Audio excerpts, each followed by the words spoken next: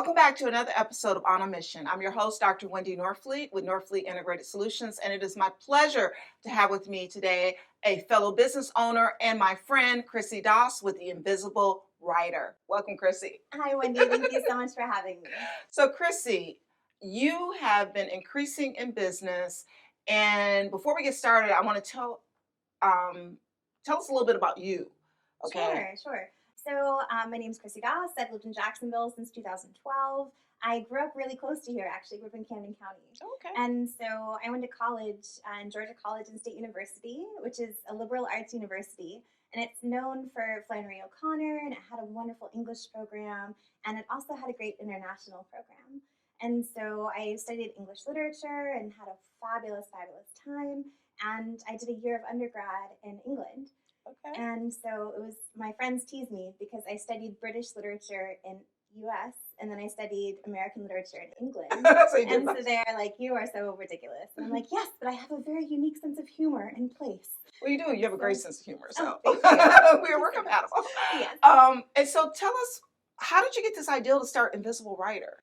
So actually, when I got right out of college back a long time ago, I actually wanted to go into publishing. And so at the time, it was around the early 2010s. And I was like, oh, I'm going to move to New York. I'm going to get a cat. And I'm going to be editor-in-chief of Random House by 30. Okay. I'll tell you, I'm late 30s now. I'm allergic to cats. And I love living in Ponte Vedra. Okay. And what happened was the early 2010s was a really tumultuous time for the publishing industry. Things were changing and everything was like kind of spiraling, to be honest. And I was so fortunate because I got a publishing internship in Charleston. And I know you've been to Charleston. Yeah, I have. I love Charleston. I know, who doesn't? But so I got an internship with Joggling Board Press, and I worked closely with Susan Camrod Campbell. And she is just like the epitome of quality. I love her so much. And publishing with her, like I learned everything from how to handle an unsolicited manuscript to sales to the whole gamut. So from 2012, I worked as a freelance editor in the publishing industry. Okay. So was it for articles or for books? Books, okay. So I would be kind of on call for different independent publishers. Okay. And then in 2015, I realized like I have this skill set, right? I'm a good writer, I'm a good editor. And I noticed that a lot of the clients that were coming in with manuscripts, some of them needed more than just editing. They needed some polish and some other stuff. Other stuff. And so that's how I got started in ghostwriting, was doing rewrites as an editor. And in 2021, I added book coaching because I saw a gap for my clients. Some of them didn't need the whole done for you. They just needed some more guidance. Some more guidance and accountability. Okay. So now mostly what I do is book coaching, but I still do 1 or 2 books a year for ghostwriting. Okay, that is fascinating. And so you have a new book that came out. Oh, I finally wrote your own book. I finally wrote my own book. Right. 8 years in business, I finally wrote my own book.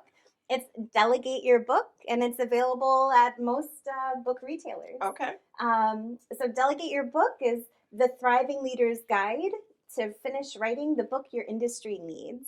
So it's really geared towards business book writers. Okay. And so helping them tell their story and what's important in their industry? Yeah. Well, the 3 things I cover are the creative spark, the right approach, WRITE, and the business of your book. Okay. Wow. And so what advice would you give for anyone who, wants to write a book? Well, the 2 big things. The first thing is know what your reader wants to read, because if you don't know what they want to read, then you're kind of like throwing spaghetti at the wall. Okay. You're hoping something sticks, and just because it's something that you feel like you should write doesn't necessarily mean your audience wants to read it or will buy it or will do anything with it. Okay. The other big thing, sync your calendar. Okay. I live by my online calendar.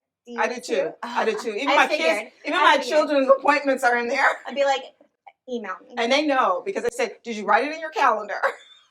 I do the same thing to my husband. And he's like, oh, you want to go on a date next Thursday? I'm like, go ahead and send me a calendar invite because I'll be there, but you have to block the time. So I always tell my clients to sync your calendar, because if it's important to you, you'll find the time. Right. Whether you're doing it, 5 a.m. or you're doing it at 7 a.m. or you're doing it at 7 p.m., you've got to find the time to write so that you finish what you start. Right. So, Chrissy, if someone wants book coaching, Mhm. they always have this thing, they want to write a book, they have this thriving need, or maybe they want a ghostwriter. How do they reach out to you? So the easiest way to do that is just go to chrissydas.com. That's ChrissysYdas.com. And that just goes right to my website. Okay. Thank you so much. Thank you so much, Wendy. Thank you for joining us today for another episode of On a Mission. To learn more about the Invisible Writer, please go to Chrissy, ChrissysYdas.com, and we'll see you next time on Buzz TV.